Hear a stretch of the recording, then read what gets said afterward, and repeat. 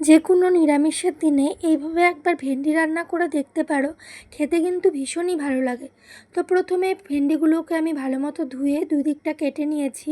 এরপরে এর মধ্যে দিয়ে দিচ্ছি সামান্য একটু হলুদ গুঁড়ো, কাশ্মীরি লঙ্কার গুঁড়ো, সামান্য একটু নুন, দিয়ে দিচ্ছি বেসন। এরপরে সমস্তটা খুব ভালো মতো মাখিয়ে নেব।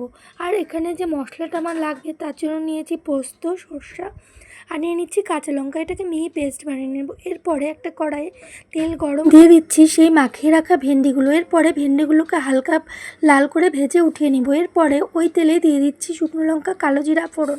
এরপরে দিয়ে দিচ্ছি টমেটো বাটা, হলুদ গুঁড়ো, কাশ্মীরি লঙ্কার গুঁড়ো, নুন। এটাকে টমেটোর কাঁচা গন্ধটা যাওয়া অবধি আমি এটা ভেজে নেব। এরপরে দিয়ে দিচ্ছি সেই সর্ষা পোস্ত বাটাটা। এরপরে সামান্য কিছুক্ষণ নাড়িয়ে চাড়িয়ে দিয়ে দিচ্ছি পরিমাণ মতো জল, আর এরপরে দিয়ে দিচ্ছি চিনি। এরপরে কিছুক্ষণ নাড়িয়ে আবার সেই ভেজে রাখা ভেন্ডিগুলো এর মধ্যে দিয়ে সমস্তটা খুব ভালো মতো মিশিয়ে উপর থেকে কয়েকটা চেরা কাঁচা লঙ্কা দিয়ে মিনিট 5 ঢাকনা দিয়ে ঢাকনা উঠিয়ে নিয়ে আবারও কিছুক্ষণ নাড়িয়ে চাড়িয়ে দিয়ে উপর থেকে দিয়ে দেবো কিছুটা পরিমাণ কাঁচা সর্ষের তেল দিয়ে আবারও সমস্তটা মিশিয়ে নিলেই তৈরি হয়ে গেল ভেন্ডির সর্ষে বাটা। তো কেমন লাগলো তোমাদের আজকের আমার এই রেসিপিটা অবশ্যই আমাকে কমেন্ট করে জানাবে। Thank you.